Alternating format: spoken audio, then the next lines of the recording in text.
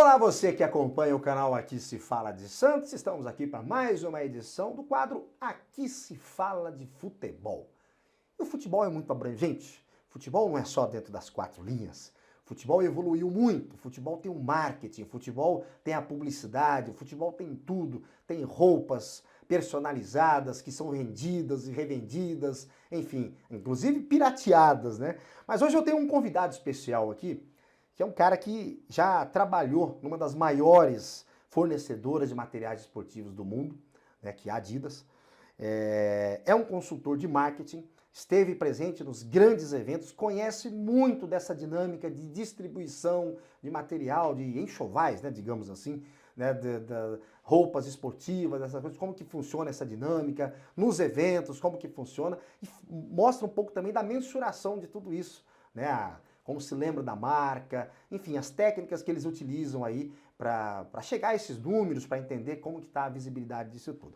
Murilo Antônio, prazer ter você aqui, obrigado por ter aceito o convite, por bater esse papo conosco aqui no Aqui Se Fala de Futebol. Futebol não é só o futebol dentro das quatro linhas, né, Murilo? Exatamente, tudo bom, Vanderlei? Agradeço muito o convite, agradeço o bate-papo. Futebol não é só dentro das quatro linhas, de fato, e a gente vê que o Brasil está se abrindo cada vez mais para futebol como uma profissão, né? Então você tem posições de marketing, você tem posições de gestão. Acho que é um momento muito legal e muito importante do mercado brasileiro. E voltei faz um ano para o Brasil para fazer parte desse movimento, para fazer parte desse mercado e construir junto esse caminho com o futebol brasileiro. Que bacana. Você é de onde? Você é natural de onde? Eu sou natural de Rio Claro, interior de São Paulo. Ano que vem vamos estar com o Subiu, Velo né? Clube, Subiu o exato. Velo, cara. O Velo. Ano que vem, Paulistão, teremos o Velo Clube. Caramba. Depois de 17 anos, acho mais ainda, acho que 20 e poucos Que tinha anos. o Rio Claro também, né? Isso. Que É o rival. Tá. O Rio Claro Futebol Clube, que inclusive jogou com o Santos lá em 2007. Eu fui assistir esse jogo no Chimitão lá. Enfim, recebeu o São Paulo também, outros times. E agora a gente tem um representante de volta na Série A. Vai ser bom pra cidade. Pô, show de bola, show de bola. E você participa de alguma coisa lá com o Velo ou não? Só assisto. Só assisto. Torce pro Velo ou pro Rio Claro? Ó, eu vou deixar isso no ar. Eu torço pra cidade, aí. Eu quero ter passagem livre nos dois estádios, então tá certo. Entendi. Pô, mas bacana, né, cara? Bacana. Mas conta um pouco dessa tua história, cara. Você trabalhou, enfim, chegou na Adidas, chegou em outro, mas um pouquinho da tua trajetória para chegar nessa parte de consultor, de marketing esportivo. Como que foi a tua trajetória de vida aí, profissional? Eu me formei em comércio internacional pela Unicamp, entrei em 2009, me formei em 2013. Trabalhei antes no setor de logística, por muitos anos trabalhei no setor de logística, estava vendo que minha vida ia acabar sendo logística e resolvi mudar os rumos no meio do caminho. Foi quando eu prestei um programa de trainee para a Samsung, aqui no Brasil, para ser parte do time de planejamento estratégico na América Latina. Passei no programa, entrei, fiquei ali 5 anos na Samsung, aprendi demais ali, que me deu a bagagem de mundo corporativo, então trabalhei com o mercado, com muita estratégia de go-to-market, então identificando como que deveria precificar o produto na região, que canais vender, qual que deveria ser a maneira que se comunica a promoção. Aprendi muito nisso, uma ex-gestora minha colocou boas informações minhas para a Adidas lá no headquarter. Eu já estava querendo mudar de país, eu estava querendo ter essa vivência fora e principalmente entrar no mercado de esporte. Então ela me indicou para uma posição de gerente de projetos para marketing ali na Global. Prestei, fiz todo o processo seletivo, fiz todas as entrevistas, fui lá para fazer a última entrevista com o diretor, VP e tudo mais e passei. Então ali no meio de 2019 eu me mudei para a Alemanha. Fui trabalhar como gerente de projetos para marketing na Adidas, lá na Global. Cidade? Enfim, eu morava numa cidade chamada Erlangen, mas a cidade sede da companhia é uma cidade chamada Herzogenaurach. Tem 30 mil habitantes, é uma cidade pequena, mas tem a Adidas e Puma uma na frente da outra. Literalmente é uma rodovia que corta o headquarter das duas empresas, porque elas eram de uma mesma família, né? Sim, dois irmãos, né? Isso, e quando o pai faleceu, um irmão ficou com a Adidas, brigaram, o outro criou a Puma. E elas são ali divididas por uma rodovia só hoje. Que bom pro esporte, né? Pois é. Porque criaram dois gigantes aí de material esportivo, né? Exato. A Puma e a Adidas, mas que bacana. A Adidas é muito forte na Europa, né, cara? Muito forte, muito forte. É claro que tem uma concorrência grande com a Nike, né? Sim. mas é uma empresa que é muito forte na Europa. Não só na Europa, acho que globalmente, essa disputa entre quem é primeiro e segundo sempre fica com Nike e Adidas, é sempre isso, né? Quando a gente fala de calçado, quando a gente fala de indumentária, né, esportiva, no geral, é sempre Nike e Adidas, a Puma vem ali, mordisca um terceiro lugar também. Mas são as duas gigantes que comandam o mercado global mesmo. Agora, uma cidade que tem as duas fábricas, as duas empresas ali, que são as maiores, né? Quem não trabalha na Adidas, trabalha na Puma, né? Olha, alguém tem restaurante, alguma coisa assim, boteco, assim, porque todo mundo trabalha nessas duas empresas. Pois exatamente, sim. Para você ter uma noção, a cidade tem cerca de 35 mil habitantes. E só o headquarter da Adidas lá em 2021, mais ou menos, tinha 7.500 pessoas trabalhando lá, né? Então, e aí a Puma, não sei quantos funcionários tem, e tem uma outra empresa grande lá que chama Schaeffler, que faz artigos para carro, enfim, faz peças para carro, que também tem 20 e tantos mil funcionários. Então... A Alemanha é a locomotiva da Europa, né? Não tem jeito. Ali a Alemanha não tem como, né? Eu brinco muito que onde eu morava era uma bolha dentro da bolha, porque a Alemanha em si já é uma bolha dentro da Europa. Sim. E essa região onde eu morava, que é a região da Baviera ali, que você pega Erlangen, Nuremberg até Munique, assim, é outra bolha porque é muito internacional, é muita gente de fora morando lá e é uma região muito desenvolvida, muito. Sim. Se você viajar até para o norte, você já teve a oportunidade, por exemplo, de ir para Berlim, você vê que você começa a ver que começa a mudar o ambiente, né? Começa a ser um ambiente às vezes até mais velho e tudo, mas aquela região é muito internacional. É, muito desenvolvida, né? Uma coisa de tecnologia, um negócio fora de série, assim. Mas, enfim, voltando a falar aí das empresas e da Adidas. Aí você chegou na Adidas, começou a trabalhar, e qual que era a tua função na Adidas? Eu entrei como gerente de projetos para marketing. Tá. Então, tudo que era projeto prioritário para a marca acabava caindo no meu portfólio. Então, eu tinha que fazer o monitoramento desses projetos, garantir que estavam entregando dentro do prazo, que estavam entregando os KPIs que precisavam entregar, e reportar isso para cima. Então, reportar para os vice-presidentes e para o CMO da companhia. E os projetos, eles iam desde como que a gente vai atingir certo canal de vendas ou como a gente vai reformular o portfólio de produtos para determinadas regiões, até trabalhar com Copa do Mundo, com Olimpíada, com Eurocopa, com Copa América. Então, esses grandes eventos também, eu também tive a possibilidade e fui muito feliz de ter a possibilidade de trabalhar com eles, ter a visão. Eu não estava na execução, mas eu tinha que saber o que estava acontecendo, eu tinha que saber como eles estavam performando, se eles estavam entregando os KPIs que a gente precisava que entregassem e reportar isso para cima. Por exemplo, lançavam um tênis, que esse é clássico, né, da Adidas. Eu tenho um desse aí, inclusive. Né? Esse aí é onde você bateu o olho e você já conhece. Exato. Essas 3 listras aí, você já bateu o olho e já sabe. O cara tá de Adidas ali e tal, é aquele negócio. Lançava um tênis assim, novo, alguma coisa, um tênis de corrida ou uma chuteira, alguma coisa. Então você trabalhava todo o mapeamento disso, a distribuição e como seria a venda disso aí. A partir disso aí que as agências que iam trabalhar a campanha. Isso, exatamente. Não necessariamente todo produto novo, mas nos segmentos onde a gente tinha algum projeto em particular para desenvolver. Então, vou dar um exemplo. E até uma coisa que a gente pode conversar, por exemplo, a Nike e a Adidas nos últimos anos, elas acabaram dividindo muita atenção entre esporte e o que é o leisure, que a gente chama, que é o lazer, que é o produto comum. Então, quando entender como esses produtos se encaixavam nesse leisure, como esses produtos se encaixavam na parte de esporte, se não estava arrumando muito para um lado, muito para o outro. Então, não necessariamente era cada produto lançado, mas era entender dentro do segmento como que a gente estava se posicionando e para onde que a gente estava indo. Então, e até foi um movimento famoso agora de mercado, né? Se você vê, a Adidas está voltando a ter uma conexão muito mais forte com o futebol e com o esporte em si, né?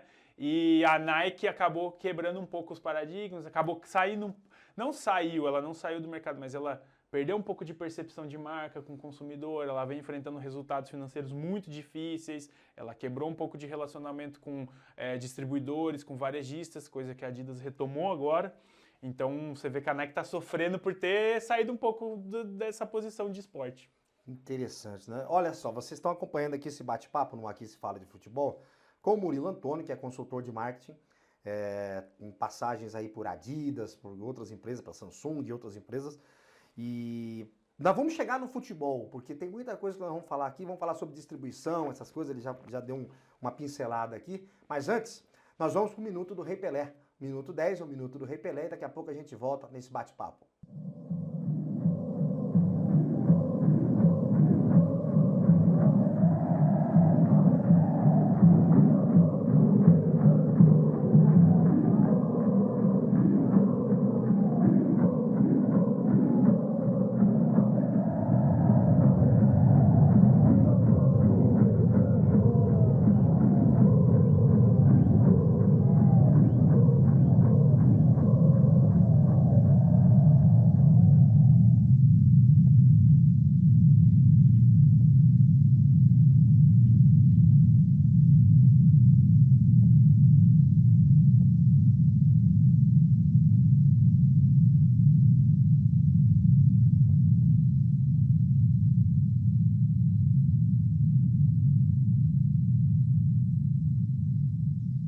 Tá aí, Murilo. Você tem um time de coração?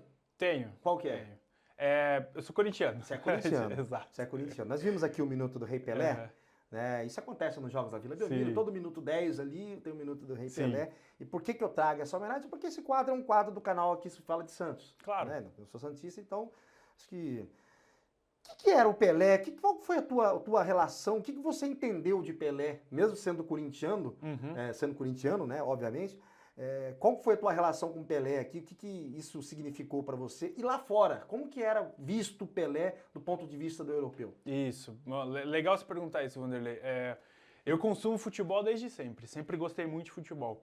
E não só acompanhar o que acontece dentro das quatro linhas, como fora. Claro. Sempre li muito sobre também, vários livros.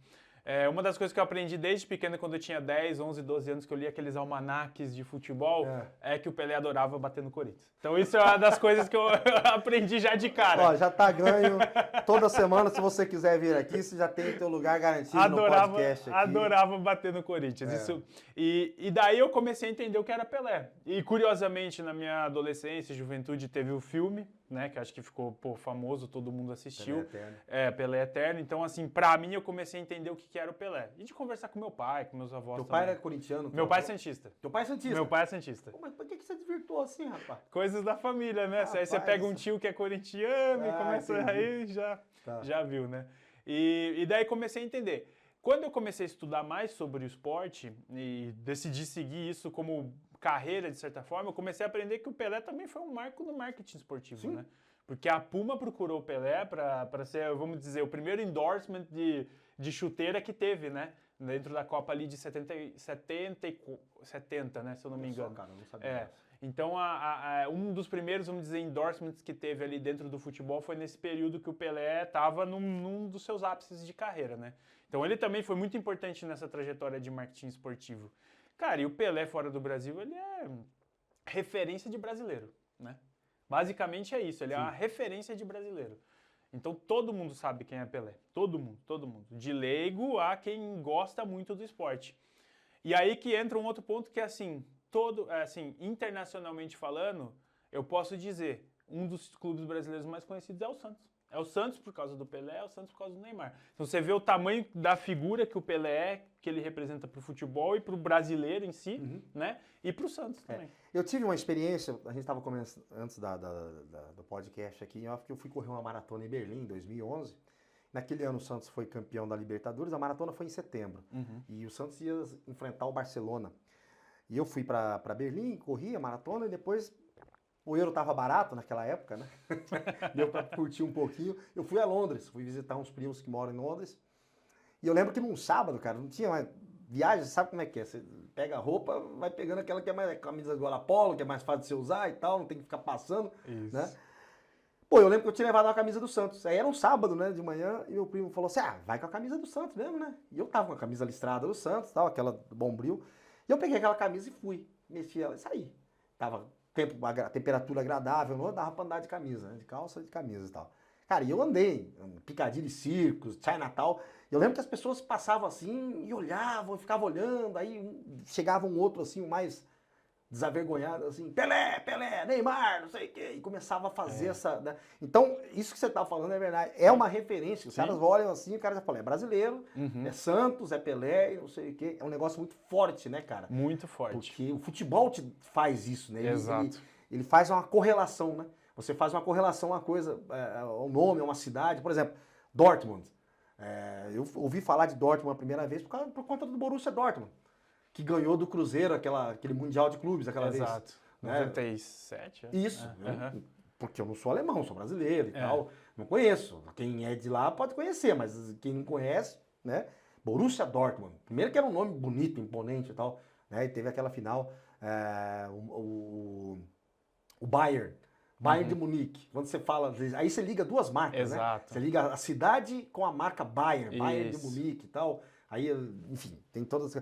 Aí depois vem Wolfsburg, a Volkswagen, você vai juntando todas as coisas e tal. Então, é isso, né, cara? Exato. Você junta, você correlaciona junto com o futebol, aquela coisa, a cidade. Então, quando eu fui para a Alemanha, eu falei, eu quero conhecer Dortmund, nem que eu fique um dia aqui para dar uma volta aqui, tomar uma cerveja daqui e comer um chocolate. Um amigo meu falou o seguinte, na Alemanha é o seguinte, Você tem que tomar a cerveja da cidade e sempre vai ter uma especiaria ali, um doce, ou uma torta. Ou um pão, é muito de pão uma coisa também. assim, é um negócio fantástico. É. Então, assim, por que eu tô falando toda essa... Porque é a correlação que você faz, Exato. né? Futebol, a marca, o nome de uma pessoa, do atleta, e depois o Neymar e tal. Exato. Mas eu não sabia dessa da Puma ter ido atrás do Pelé. Cara. Foi um dos primeiros, assim, vamos dizer, do marketing esportivo dentro do ambiente de futebol, né? Dali pra frente virou o que a gente conhece hoje. Você tem múltiplos atletas que cada um meio que representa uma marca, ou tem um endorsement, né, um contrato fixo com marcas diferentes. Mas ali foi meio que o começo e foram estratégias de marketing, basicamente, né? Isso tá falando pro futebol. Antes já tinha com próprios tênis de corrida, né? Sim. Que eles tentavam também os atletas e tudo mais. Mas com o futebol esse foi o kickoff, assim, o começo foi isso. Então, mas nessa época... tudo bem, não está falando do Pelé, mas, por exemplo, tênis de corrida. A empresa, a Adidas, ela já vislumbrava no atleta só fornecer o material esportivo ou já patrocinava ele? Como que era isso aí? Era muito embrionário, né? Era muito essa questão da exposição do atleta como uma exposição de marca, um caminhão de mídia para a empresa, ela é uma coisa muito mais recente. Certo. Algumas coisas embrionárias começaram lá em 1900, até 1900, se você for pegar... Eu acho que esses dias eu estava até pesquisando como que começou mesmo o marketing esportivo e se você pegar, tinha uns catálogos de venda de raquete ou de bastão de beisebol que usavam atletas, as fotos de atletas para vender. Então acho que é ali que meio que começou isso nos Estados Unidos. E de lá para cá foi evoluindo. Era muito embrionário nessa época, era mais assim, te dou o tênis, você corre com o tênis, isso gera algum tipo de awareness para mim. Mas não necessariamente que eu consigo saber o que eu faço com essa comunicação. Entendi. Então era só, tô te dando, o Pelé usando a chuteira, mas a comunicação ainda engateava. Como que a gente usa, como que a gente faz, como que a gente expõe. E isso só cresceu nos últimos anos, né? Nos últimos anos que a gente vê atleta como uma potência, um caminhão de mídia, às vezes maior até do que muitas outras mídias, né? Até porque para a marca, no caso um atleta individual... Para a marca era interessante que ele estivesse não só usando o equipamento dele, né? Exato. Material, mas que ele estivesse bem, que ele tivesse resultados. Para isso, Exato. para que precisa disso? Precisa de um investimento também, né? Exato. E hoje isso é bem mais claro, mas acho que lá atrás era mais complicado. Era mais complicado, só tinha o fornecimento do equipamento esportivo mesmo. Então você vê hoje, por exemplo, se um atleta ele é patrocinado pela uma marca de material esportivo, ele não ganha só a chuteira, né? Claro. Ele tem a chuteira, a camiseta de lifestyle, o boné, isso e aquilo. E que naquela época não, era a chuteira. Bermuda, e vai chinelo. Exato, e vai ser no campo que essa comunicação vai se dar e acabou. Basicamente isso. Agora, como que funciona, por exemplo, lá na Adidas? Ou qualquer outra empresa, mas você que conheceu esse métier. Por exemplo, surge um atleta. O atleta do Santos, que é patrocinado pela Umbro, que fornece material esportivo. Como romper essa barreira, chegar lá e fornecer para ele Adidas para ele? Chegar e fazer um contrato, sendo que ele tem um contrato já de imagem, né, com o clube, que ele tem que usar o material esportivo do clube, aquela coisa e tal. Coisa até que acontecia nas Olimpíadas, que a seleção brasileira era patrocinada pela Nike, mas o Comitê Olímpico era todo pela Olímpicos. Sim. Né? Então tinha aquela coisa, sempre um racha que tinha ali, aquela coisa. Como que funciona isso dentro da empresa, do ponto de vista da Adidas, a marca, assim, vai? Claro. Como que tá surgindo ali o Juliano, que é o nosso Juliano, não é o Juliano do Santos, ex-Santos, mas está aqui, que está operando tudo pra gente aqui.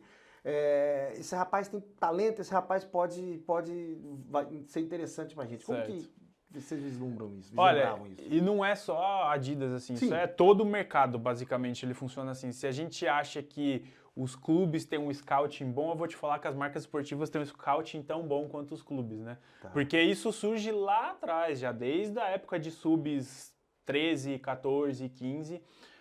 Claro que contratos profissionais você não pode ter em determinados momentos, ou você tem com o representante legal do jovem, né? Pode ser pai, pode ser família, qualquer coisa do tipo, mas começa lá atrás mesmo, lá atrás nas categorias de base. E de lá você vem crescendo essa relação até o ponto de que o atleta fica com uma mesma marca por 25, 30, 35 anos, ou algumas vezes até vitalício, como é o caso do Ronaldo, né? Sim.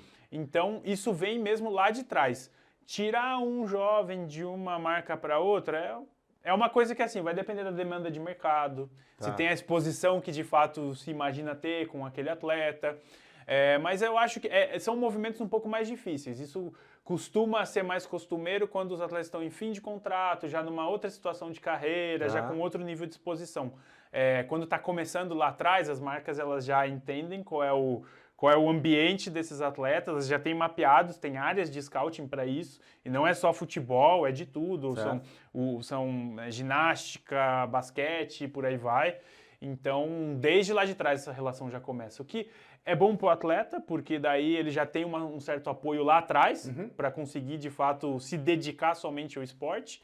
E é bom para a marca, porque você cria uma relação bem longínqua que de fato comunica com o consumidor, que de fato cria um relacionamento que vai além do dinheiro, que vai além da exposição, né? Então, resumindo, a empresa que já fornece, por exemplo, pegando um clube de futebol, que já forneça material esportivo para aquele clube, a tendência é o scouting dela já monitorar aquele menino e talvez...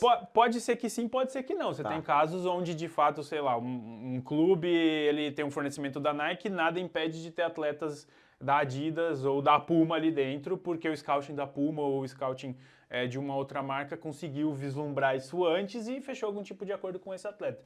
Claro que a proximidade entre sou um patrocinador do clube, por isso talvez tenha acesso à categoria de base de uma maneira um pouco mais fácil, pode acontecer, mas não é regra, não é o normal, inclusive é importante que as coisas sejam até separadas para não criar um vínculo que não é uma questão de aliciamento, é uma questão de entender o potencial daquele atleta para daí se investir nele, né? Murilo Antônio, que é consultor de marketing esportivo, está comigo aqui nesse bate-papo no Aqui Se Fala de Futebol. Vamos falar agora a respeito de material esportivo e distribuição. Murilo, eu vou perguntando aqui, mas você pode ficar à vontade para entrar no caminho que você quiser aqui, mas eu vou só dando os gatilhos aqui para você. Legal. Hoje você tem, por exemplo, fala do Santos que eu estou mais próximo ali e a gente acompanha muito a reclamação. Por exemplo, a Umbro, fornecedora de material, renovou recentemente agora com o Santos. Isso.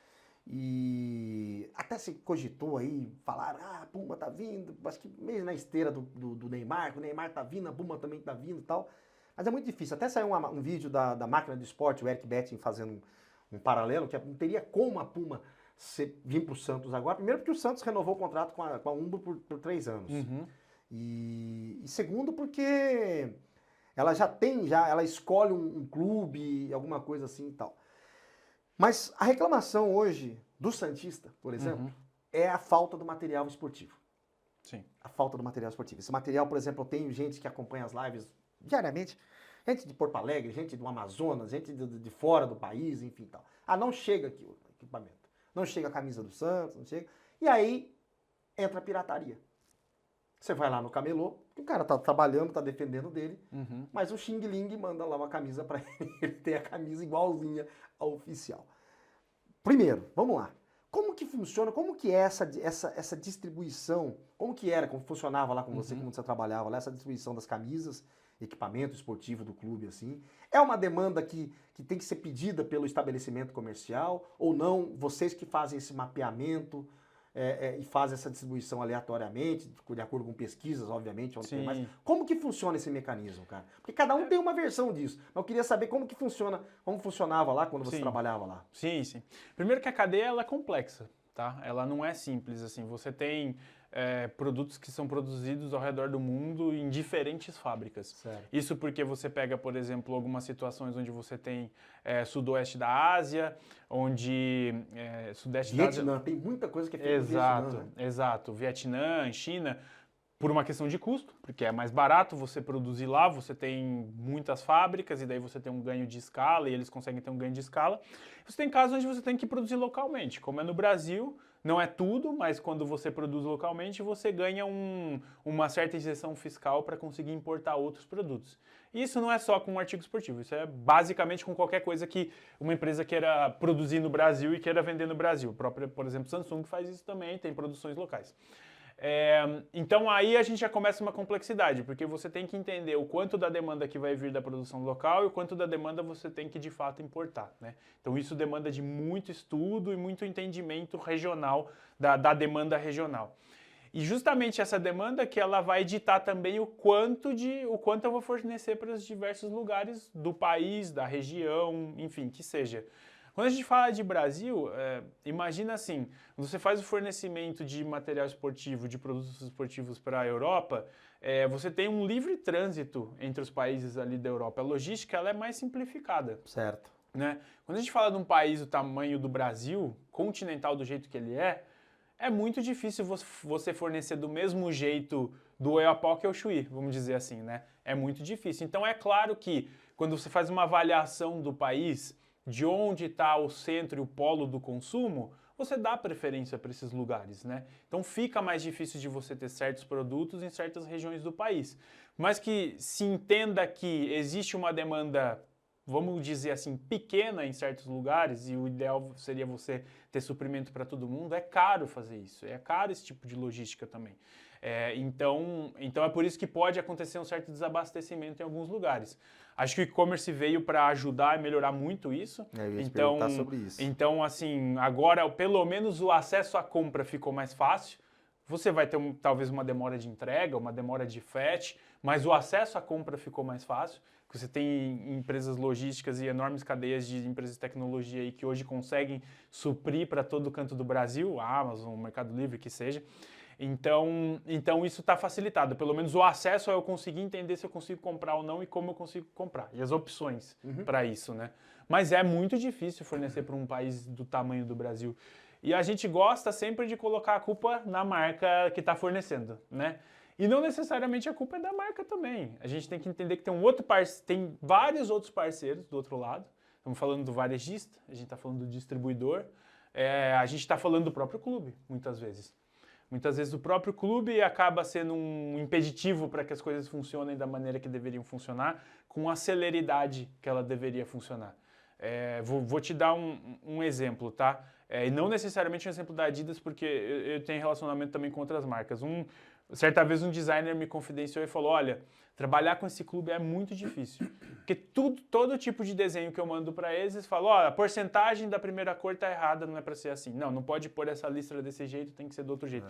Então os clubes eles têm estatutos, eles querem seguir esse estatuto na camiseta, o que é justificável, mas nisso você vai criando atrasos no processo de criação. Você vai, até de certa forma, impactando um pouco o processo criativo de um designer, por exemplo, você vai criando empecilhos para esse produto estar no mercado de maneira mais rápida e mais ágil. Então esse é um dos exemplos que eu dou e que começa lá atrás, na concepção, na criação, porque tem toda uma concepção, um desenho, e até isso estar na ponta para o consumidor leva meses. Então a gente gosta de pôr muito a culpa nas fornecedoras, não é? Acho que é distribuído, e principalmente quando a gente fala de Brasil, tem muita questão da economia do país, que não está muito boa, que também não vai bem, existem reclamações sobre o preço da camisa, que eu acho justificável, mas ao mesmo tempo a gente tem que entender o outro lado. O material esportivo é caro, né? Ele não é barato. E não é só caro aqui, é caro lá fora também. Porque quando você converte, então, Exato. pelo amor de Deus, fica Exato. quase louco. Exatamente. Ótimo ponto que você trouxe, porque a gente gosta de reclamar que é caro aqui, né? E quando a gente vai lá para fora, eu morava na Alemanha, eu gosto de camiseta, eu coleciono, tenho 70 camisetas de clubes e tal. Bacana. Para comprar um lançamento lá era 100 euros. Se você quer fazer na conversão direta, vai dar mais de 600 reais. 600 reais. Entendeu? Mais de 600 Mais de 600 reais. A camiseta a Authentic de jogador, né? Que também tem um gosto a mais para quem coleciona assim, 150 euros.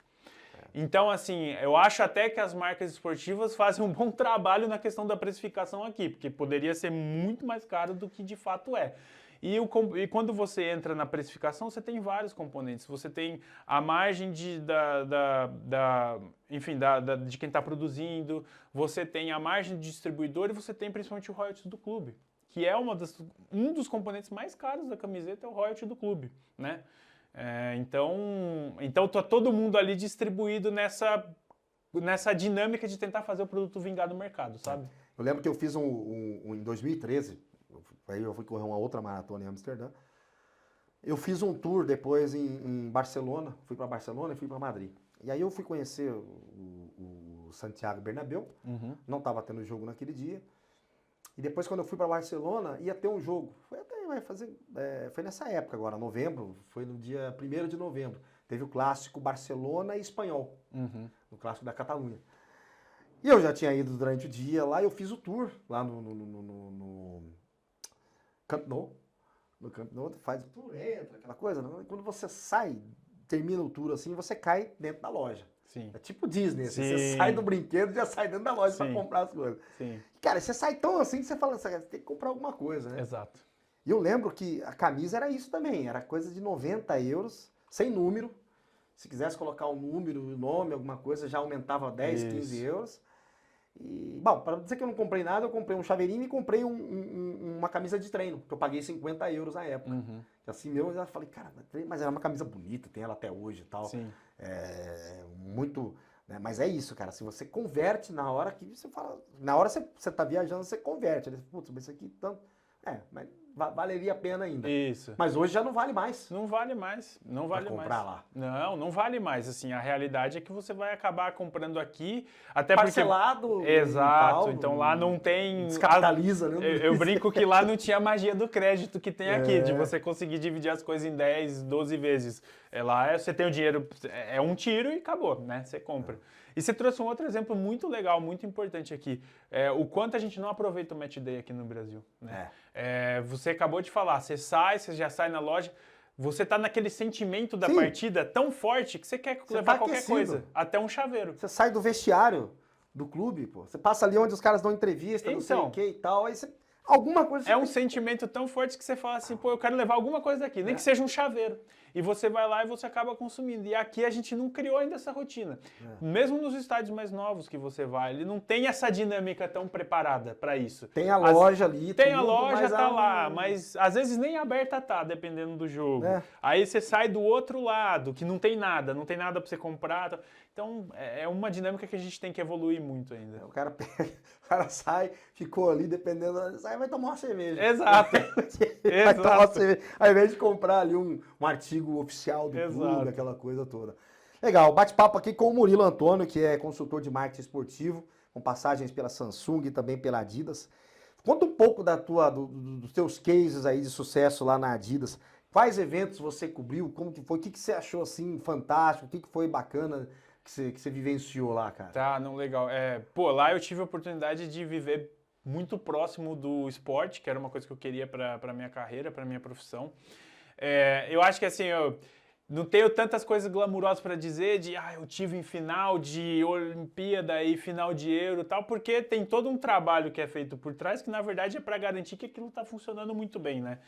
Então entender qual é a dinâmica, o quão valioso é uma marca como a Adidas, por exemplo, tá patrocinando uma Euro, tá tão próximo assim de seleções que jogam uma Copa América, coisa do tipo. Mas eu tive a oportunidade de vivenciar coisas muito, muito incríveis. Acho que a mais incrível assim que eu vi foi ali no período da Eurocopa de 2020, se eu não me engano, que daí acabou indo para 2021 por causa da pandemia e tudo mais.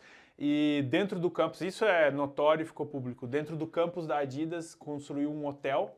A Adidas construiu um hotel e preparou todo o campus para receber a seleção alemã, fazer a preparação da Eurocopa ali e ser a base da Eurocopa, porque foi a Eurocopa que foi dividida entre vários países na Europa, né? Teve jogos em vários países. Sim. Então, assim, eles estavam ali no nosso convívio diário, literalmente. Então, quando você, às vezes, ia no refeitório, em determinado horário, eles estavam lá. É claro que com a privacidade deles, divididos por segurança e tudo, mas eles estavam participando, né, daquele ambiente. E indo e voltando do hotel para o treino, que era num campo de dimensão oficial, que tem ali na Adidas também, você acabava trombando com eles. Eu tive a oportunidade de tirar foto com o Miller, que eu até passei para você, tudo. Tive a oportunidade de ver eles treinando um pouco e tudo mais. Então, eu acho que foi assim, uma das experiências mais incríveis que eu tive. Não necessariamente envolve uma entrega de trabalho assim, mas assim, até para você ver como eles criam, assim, a empresa criando esse ambiente me deixou numa posição de, pô, eu tô aqui, eu vou dar meu máximo, sabe?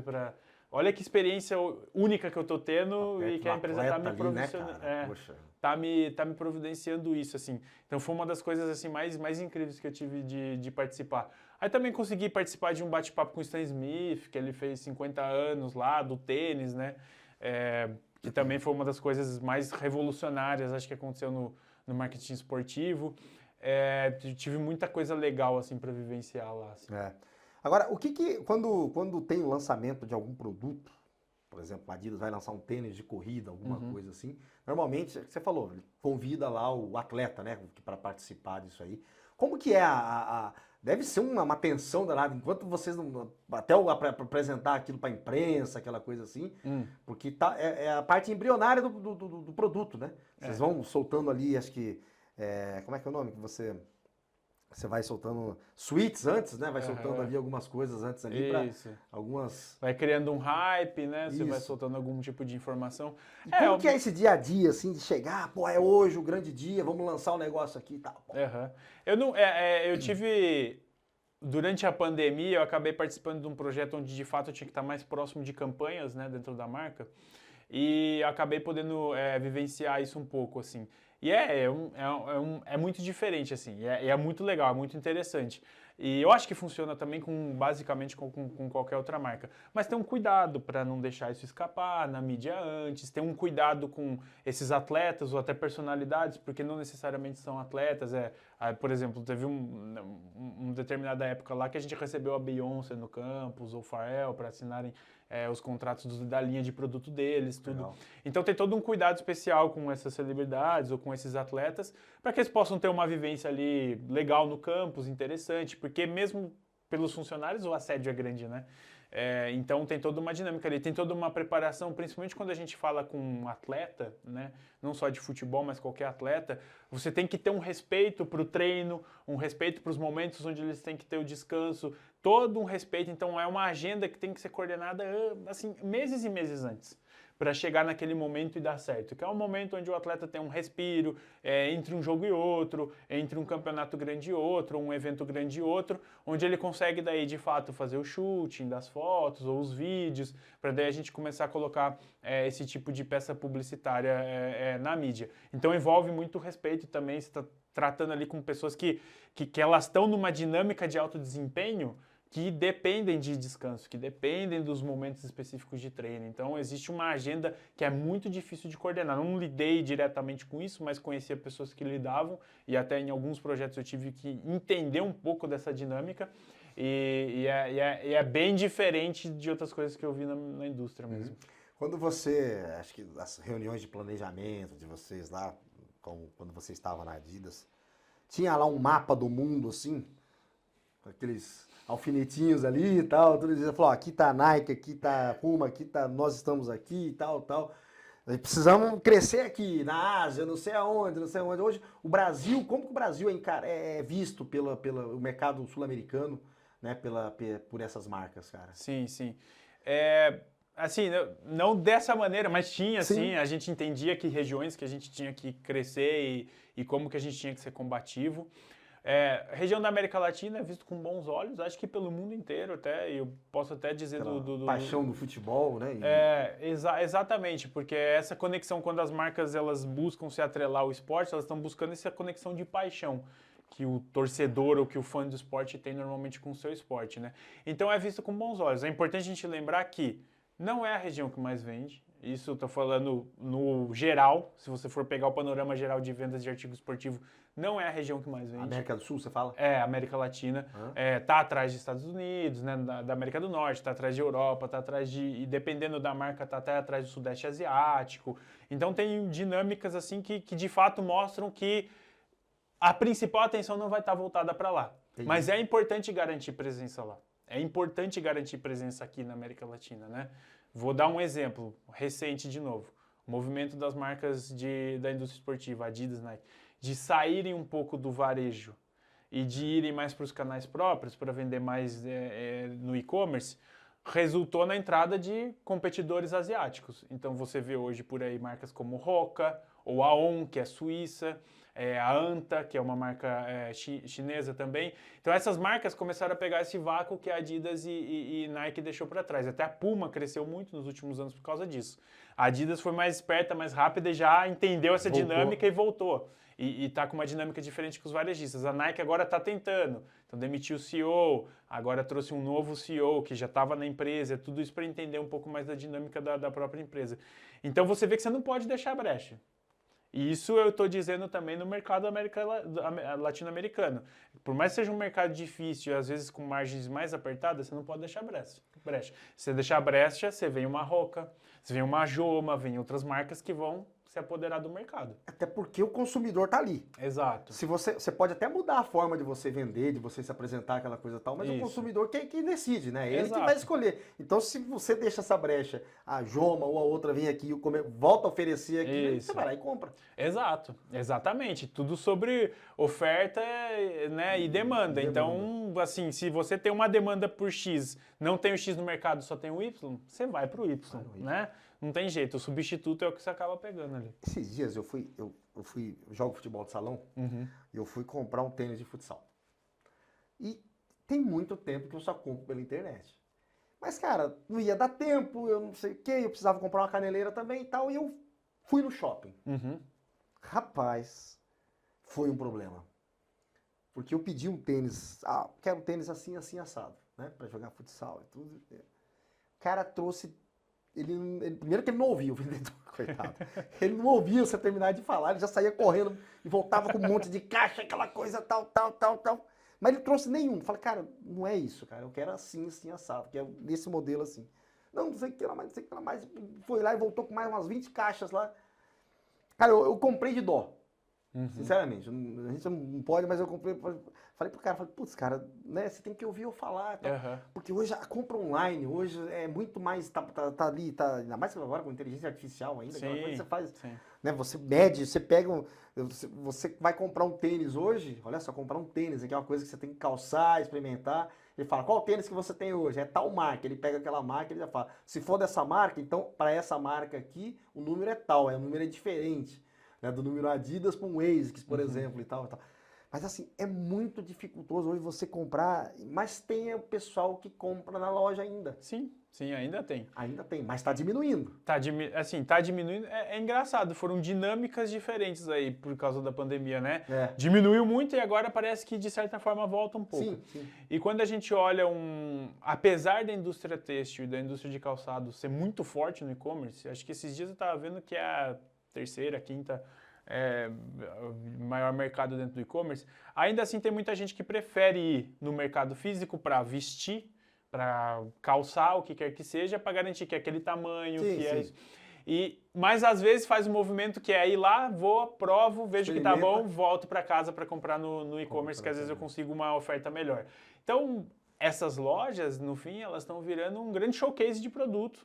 Para você mostrar o produto, para você ter esse teste, esse primeiro teste, e daí você acaba fazendo a compra online, assim. Então, não é ruim você ter a loja. Pode ser que ela, de certa forma, esteja girando em algum momento ali no negativo, mas para a marca é bom. E para a marca é importante, né, você ter esse tipo de showcase.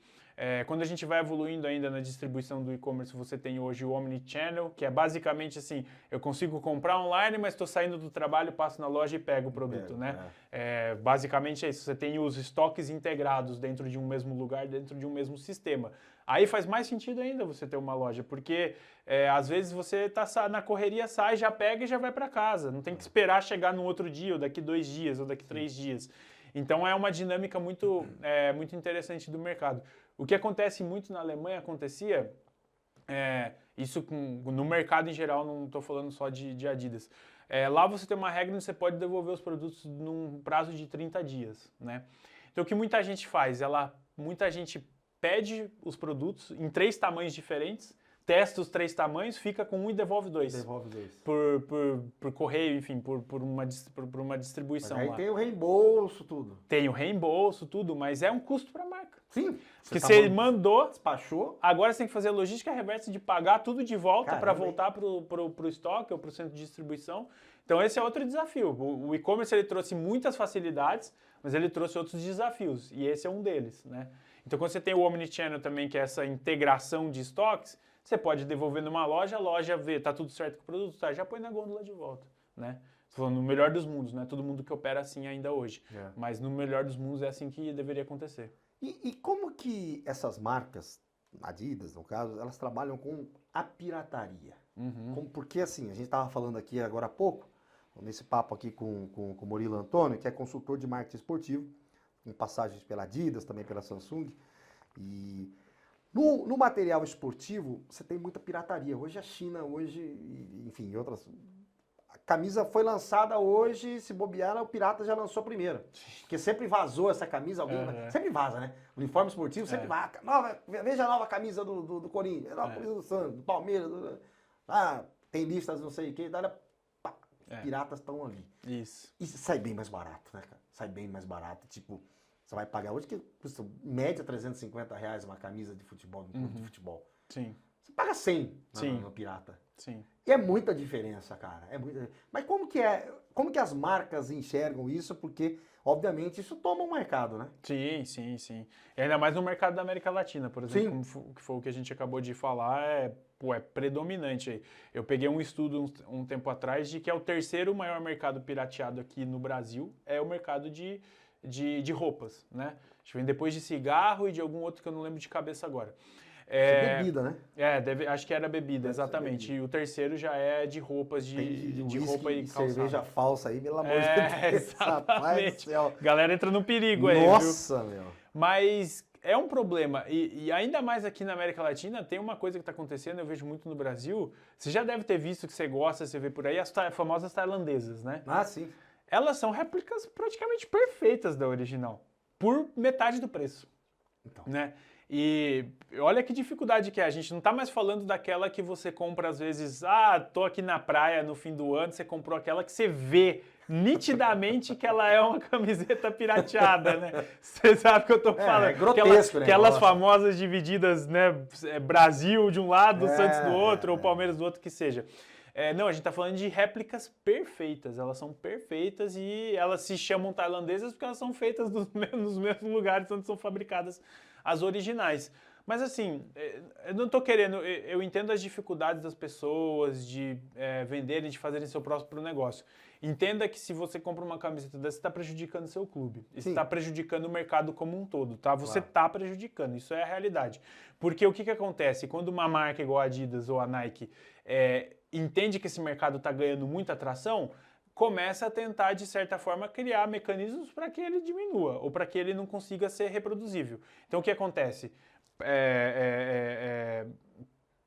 Efeitos diferentes na camiseta para ficarem mais difíceis de serem pirateadas, tags para evitar a pirateação, serem pirateadas. Então, assim, você começa a criar alguns tipos de amarra, alguns tipos de validação que no fim do dia são custos. Então, no fim do dia, você está encarecendo de novo o produto original. Então, é um ciclo sem fim. Se você comprar mais do mercado cinza ou do mercado pirata, as marcas vão tentar, de certa forma, bloquear isso, porque precisa, é o meio, é o ganha-pão delas. Então, elas vão criar amarras que podem gerar custos, que podem refletir num aumento de preço. Então, é uma roda que ela tende a continuar girando se a gente, de certa forma, não coibir esse mercado. Agora, a gente pode entrar num universo de dizer, mas então o produto aqui é muito caro. Tudo bem, eu concordo que é muito caro. A gente já viu que é tão caro aqui quanto é caro na Europa, mas a gente sabe que na Europa é 10% no máximo do salário médio de um europeu e aqui é 35%, 40% do salário mínimo de uma pessoa, né? Então a gente entende isso. Acho que clube, marca esportiva tem que sentar e entender outros caminhos. Outros produtos, talvez de uma especificação menor, mas que façam mais sentido para o consumidor. Outras maneiras de tentar baratear esse produto, né? Para evitar esse mercado cinza, esse mercado pirata, que é um grande problema, é por isso que às vezes o produto original é até mais caro. Então não é uma coisa que as marcas enxergam como, tudo bem, está acontecendo, deixa acontecer ali. Não, tem que dar uma maneira de coibir. E até porque a qualidade do pirata melhorou muito. Melhorou muito, exatamente. Né? Então, antes você comprava uma camisa pirata, né? Você lavava a primeira vez, ela já virava um balão, né? Cara? Isso. E aí, mas hoje não, você vê que é um negócio parecido, assim. Exato. É de menor qualidade, obviamente, mas é muito parecido, cara. Muito, muito. Enfim, E essas tailandesas mesmo, que eu vejo acontecendo muito, primeiro que elas são de boa qualidade, tem um preço extremamente competitivo, você fala leve 3 e pague 2, essas coisas. Nossa. E estão criando mecanismos quase como se fosse uma pirâmide para trazer as pessoas para venderem esses produtos. Então você consegue achar facilmente tutoriais de como importa, de como vende, de criar sua própria lojinha. eu entendo as dificuldades de cada pessoa, eu entendo o que elas precisam fazer, mas lembre-se, se você gosta de futebol, se quer um futebol melhor, fazendo isso você está prejudicando a indústria como um todo. Você não está fomentando ela da maneira certa. E nos próprios estádios, né? Isso aí, cada um defende o seu. A gente tá falando Sim. aqui, ninguém. Isso aí é um problema de segurança, né? Sim. A questão de segurança. Mas você vê, você vai num jogo de futebol no estádio e tem lá aquele varal, assim, de camisa de time. Né? E o cara tem uns que falam, esse aqui é original, é original. Putz, não é, cara. O cara não vai expor uma original daquele jeito ali e tal. É até perigoso. Exato. Né? Exato. É até perigoso, mas enfim. Eu tô pra te falar, Vanderlei, até falei sobre isso um tempo atrás, assim. O problema não é a pessoa que compra aquela da praia de R$40, que nitidamente você vê que ela é falsa. Essa pessoa, ela até... Você vê que ela tem um carinho pelo clube, ela tá tentando, de certa forma, se conectar com o clube. O problema é você pagar o que você pagaria numa original para comprar 3 ou 4 tailandesas. Isso é o problema. Porque a gente está falando de um extrato aí do consumidor que provavelmente poderia comprar uma original. E não está comprando porque quer comprar mais, quer ganhar no volume. Muitas vezes quer ser esperto de comprar mais barato. Então, esse é o problema original. Eu acho que aquela pessoa que paga 40, nitidamente você vê, não é esse o problema. O problema são essas que hoje em dia são muito mais especificadas, sabe? E o cara compra mais ali para revender, e ganha o dinheiro. Então, Exato. Enfim, o cara vai fazendo tudo isso aí, como não tem fiscalização, né? E os clubes, é o que você falou. O clube às vezes tem que ter uma segunda linha. O Santos tem isso um pouco também, outros clubes devem ter também. Uma linha oficial do clube, né? Mas uma segunda linha, um outro tipo de material. Exato, tem outros caminhos interessantes que você pode, às vezes, você não consegue ter uma negociação tão adequada com a empresa de material esportivo para reduzir o preço da oficial.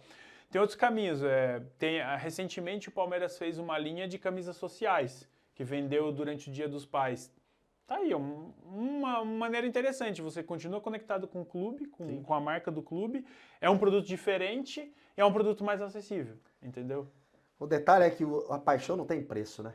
Exato. Quando o cara gosta, quando o cara é apaixonado, ele vai, ele compra, ele paga caro, ele dá um jeito de parcelar o preço da camisa ali e faz uma loucura. Só pra gente, a gente tá batendo um papo aqui com o Murilo Antônio, que é consultor de marketing esportivo, trabalhou alguns anos aí na Adidas, em alguns eventos, conforme ele já falou aqui nesse podcast. Como que funciona o clube, por exemplo, uma empresa, uma Adidas, né, que trabalhou. Tem no Brasil, quem que ela patrocina aqui dos clubes aqui? Deixa eu lembrar aqui quem que é aqui. Já foi São Paulo? Já foi São Paulo no passado, já foi o Palmeiras no passado também. Hoje é Inter, Atlético Mineiro, Cruzeiro, Flamengo. Tá faltando alguém, acho. O Atlético Mineiro e o Cruzeiro? São Adidas? São os dois. É isso que eu ia perguntar. Não tem nenhuma... vou patrocinar um só de cada estado, um só de cada cidade. Não existe, mas... Acho que depende muito da estratégia de cada empresa. Eu acho que existem oportunidades de mercado que você não pode se dar ao luxo de falar, não vou porque já tenho... Por exemplo, a Adidas patrocina hoje o Boca e o River. Certo. Né? Os dois maiores clubes da Argentina. Por quê? Aproveitou ali um vácuo que a Nike deixou com o Boca, foi para cima, conseguiu, fechou os dois maiores clubes da Argentina. É muito importante ter o traquejo de saber como comunicar isso, porque você está dos dois lados de um mesmo ambiente, né? Então, assim, como é que você comunica e como é que você trabalha essa marca? Notório público, não preciso dizer, mas teve problemas de comunicação com o Atlético Mineiro e com o Cruzeiro, né? No ano passado, quando entrou nos dois. Você tem que ter essa nuance, você tem que ter esse cuidado de como comunicar. Mas eu acho que ela faz um bom trabalho com isso. E não tem como você deixar de passar essa oportunidade. Então, respondendo mais diretamente a sua pergunta, depende da estratégia da marca. Tem marcas que têm isso de eu quero ter um clube nesse lugar, tem marcas que não, vamos aproveitar o que o mercado tem para oferecer, depende. Entendi. Bom, o que você está fazendo hoje, cara? Cara, hoje eu estou explorando esse mercado de consultor de marketing esportivo mesmo. Recentemente tive uma passagem pela maior empresa de programas de sócio-torcedor do Brasil, a FENG. A gente entregou um projeto grande lá e daí eu saí para tocar meus próprios projetos agora. Tenho conversas avançadas com outras empresas aí para a gente fazer coisa coisa bacana no mercado de esporte. Venho me conectando com executivos do mercado de esporte, que eu acho que isso é importante. A minha ideia, Vanderlei, é sempre trazer um pouco da vivência que eu tive de mundo corporativo para esse mercado. Então, eu tive 5 anos ali de Samsung, que para mim, eu brinco com todo mundo, foi minha Brasília, porque foram meus 50 anos em 5, basicamente. Eu aprendi muito lá. Estratégias de mercado, de como precificar portfólio, tipo de promoção de produto. Trabalhei com todas as linhas de negócio da empresa na América Latina. Então, eu tento trazer um pouco desse mundo para o mercado de esporte de futebol, que muitas vezes ele é resiliente para quem está vindo de fora, mas eu acho que quem está vindo de fora tem muito valor a agregar nesse mercado. Você vê que as SAFs elas estão buscando justamente profissionais de mercado, né? Do que de quem já estava no meio, basicamente. Então, acho que no médio curto prazo vai ter muita oportunidade para quem quer entrar no mercado. E você tem alguma outra... Você tem um canal também? Isso. Você faz conteúdo, né? Isso, eu tenho conteúdo no Além dos 3 Pontos, é um canal que eu divulgo majoritariamente ali no LinkedIn e uso uma plataforma chamada Substack para isso. Então eu crio meus textos ali dentro, disponibilizo, até fiz um sobre pirataria recentemente, Legal. que acho que converge muito com o que a gente está falando aqui. Uso o LinkedIn como principal canal de comunicação, então ali eu posto, ali eu crio conteúdo, eu engajo com as pessoas. E é curioso porque assim, ele é um canal para mundo corporativo, ele é um canal profissional, mas tem muita gente que quer fazer parte desse mercado do esporte e muitas vezes não consegue, não sabe por onde começar, ou quer ter uma opinião um pouco mais contundente sobre o que acontece fora das 4 linhas e não tem onde comunicar, não tem onde consumir isso. E eu acho que eu acabo criando, de certa forma, um pouco esse canal para a gente bater esse papo lá, sabe? Então, muita gente que não está no mercado, mas que tem uma opinião, que tem um ponto de vista e que traz ali para debater, para bater um papo. E você está buscando oportunidade com clubes, com SAFs aí? Como que tá? Eu tô aberto, basicamente, para qualquer conversa, assim, que faça sentido. Tenho meus projetos em paralelo, então, além dos 3 pontos também, eu tenho, de certa forma, esses projetos de consultoria específicos, onde eu converso com marcas e implemento projetos e tudo mais. Tenho conversas também sobre um pouco de mensuração dinâmica da marca na mente do consumidor, então estou trabalhando com uma empresa voltada para esse lado também, para alguns produtos voltados para como a gente mede o impacto de marca na mente do consumidor do esporte. Então estou, claro, aí aberto para bater um papo, não só a SAFs, acho que os associativos perceberam essa necessidade também e vem se profissionalizando muito. Então a gente bate muito em SAF, não é o único caminho de sucesso, né? Sim. Acho que você tem Flamengo e Palmeiras aí que mostram bem isso, não é o único caminho de sucesso. O Palmeiras teve uma quase SAF, na verdade, né? Que teve um aporte para sair, aí o time engrenou e foi. O Flamengo tem uma torcida muito grande, né? Assim como o Corinthians. Inclusive o Corinthians lançou essa semana aí a vaquinha, né? Para pagar o estádio. Isso tem tudo para ser um case ou de sucesso ou de fracasso, né? Eu estava até vendo antes da gente entrar aqui, já bateu 5 milhões já. Hoje de manhã estava com 2 milhões, 5 horas da manhã. Agora já está com 5 milhões arrecadados. Cara, eu acho que pode ser um sucesso e uma coisa diferente no mercado, mas eu acho que a gente tem que tomar cuidado como a gente pensa, e aí é às vezes um dos caminhos onde a gente pensa sócio-torcedor, que todo mundo pensa assim, pô, o Flamengo tem 30 e tantos milhões de torcedores, se cada um der R$1 por mês, o clube se salva. E não é assim. Tem gente que se autodenomina que torce para certo time, gasta muito mais dinheiro com o mercado pet do que com o clube. Sem dúvida. Entendeu? Então, assim, é uma coisa que a gente gosta de fazer parte, isso é do ser humano, eu quero fazer parte daquela tribo, não significa que eu me dedico para aquilo. Não significa que eu gasto dinheiro para aquilo. Então, não é todo mundo que vai entrar. Eu acho que tem um limite para até onde você consegue arrecadar de receita com isso. Claro que eu torço para que essas coisas sejam um sucesso, porque é bom para o mercado do futebol como um todo, mas você tem que pegar alguém que é especializado para entender essa dinâmica. Não basta achar que, eu vou lançar qualquer coisa aqui a R$1 e todo mundo vai entrar. Cara, não é assim que funciona. E não é R$1, né? Parece que são 20 e poucos reais, não é isso? Acho que o mínimo é 10, eu acho. 10? 10 reais. É difícil de ganhar 10 reais, mas você gasta rapidinho. Exatamente. Pra gente fechar, Murilo, o que era o campeão de vendas na Adidas lá? E na Samsung também, já que a gente está trabalhando nessas duas empresas. O que era o produto ali, o Volkswagen de vocês ali? O que vendia? O Gol? Certo. O Gol das marcas ali, cara? Cara, depende muito por região, né? Então, acho que por região do globo depende muito, assim. Trabalhei muito com o Samsung América Latina, então na época que eu estava lá, o caminhão de vendas era a série J de telefone, né? Porque é de um segmento de entrada para médio, então tá dentro do que consegue absorver o consumidor latino-americano. E da Adidas são justamente os tênis médio de entrada, como Stan Smith, os próprios Superstar. Então esses são de fato os carros-chefes, assim, é igual a Nike, que é o Air Force One hoje, que é vamos dizer assim, é o que a gente costuma dizer a vaca leiteira, né? Basicamente isso que vai continuar gerando receita sempre, e que são os tênis mais icônicos. O Superstar está há anos aí, o Stan Smith está há anos aí também, então são os carros-chefes mesmo. E de camisas de clube, assim, tinha uma que era... Cara, de camisa de clube, eu não tenho usado, eu posso estar cometendo algum engano. Eu acho que pelo volume de investimento era o Manchester United. O United eu acho que era a maior saída. E quando pegou aquele período da Copa muito bem sucedida da Argentina, a Argentina despontou muito, né? Certo. A venda de produtos da seleção argentina despontou muito. Aí não sei aonde que estava ranqueado, mas eu lembro que deu um boom grande. Agora, eu estou falando aqui da minha cabeça, não tenho os dados na cabeça, eu acho que pelo volume de investimento deveria ser o United. O Manchester United é um dos clubes, assim, primeiros, quando você falava em futebol internacional, quando começou a nacionalização do futebol internacional, que foram as TVs transmitir e tal, TV a cabo, aquela coisa que começamos a ver o campeonato inglês, assim, você só ouvia falar, né? Manchester United.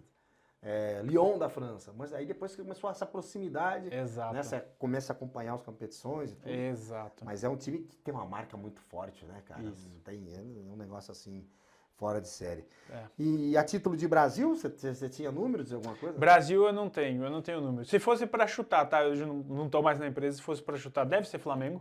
E eu acho que, e é notório, isso ficou público, com o próprio Alexandre Matos, num dos podcasts que ele participou, ele falou que confidenciaram para ele que o Flamengo vendeu 2 milhões de unidades em 2023. Caramba. Então, assim, vem dele, talvez seja verdade, talvez não, eu não sei, mas deve ser o maior volume do Brasil, acho que isso sem dúvida. Fatalmente.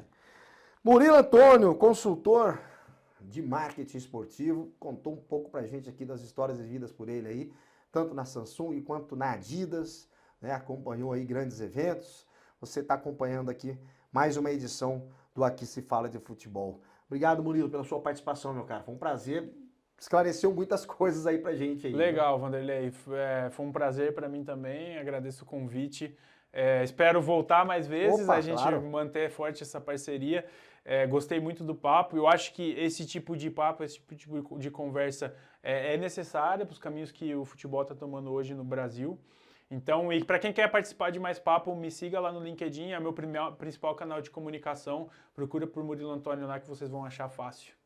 Muito bom. Tá aí, portanto, Murilo Antônio participou conosco nesse bate-papo, mais uma edição do Aqui Se Fala de Futebol. Obrigado a todos, acompanhe lá no youtube.com/Vanderlei Correia, clica lá na aba podcast que você vai acompanhar sempre uma boa entrevista aqui falando de futebol. Até a próxima, gente. Tchau, tchau, valeu.